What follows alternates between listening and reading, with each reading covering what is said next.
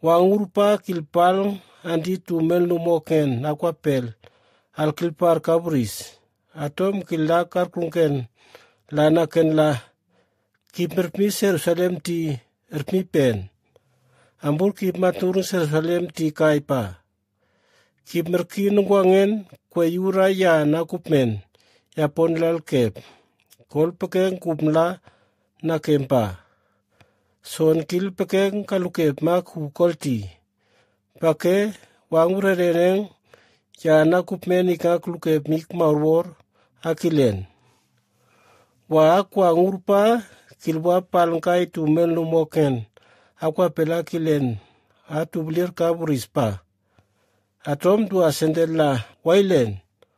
Wanga kitnala urenget ni tuknak ngikilen mendep Israel ti amteke. Kola pekeng tumen lum tuknak amtep menikalen dopa.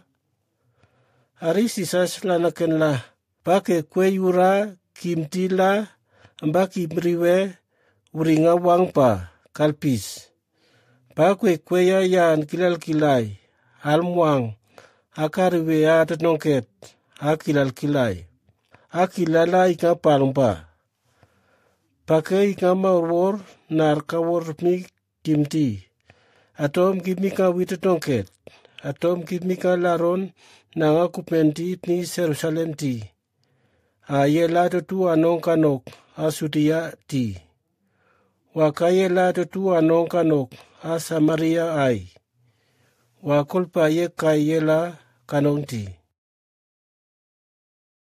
Maurwaile na wisisas ayakanyokwa. Mantolong wambomis wambomikmik.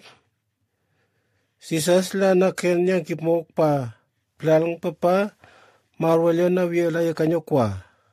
Atumel lumoke na kwa pela kilian pa at naikat nendel kolpat na. Agil kanyo kolpa kanyo elang kawor ham kawor waip nubunen ay kolti. Atua ke arwelom. Tut naikat nendel kanyo kutnong kolpa at naaha tuturusraing. Ari melumwe kurpa pal kulnar penderengen kolti at nawaren tuti. Tuweng pa nawe hap tangkoren munymanyet pa. Tuweng asenten la kitmel numa kalili. Wakimit nat na ikatener kesen kanyo kutnong pa kolpa at nayang day. Jesus kila wet maurwale na wiela ya kanyo kutnong pa.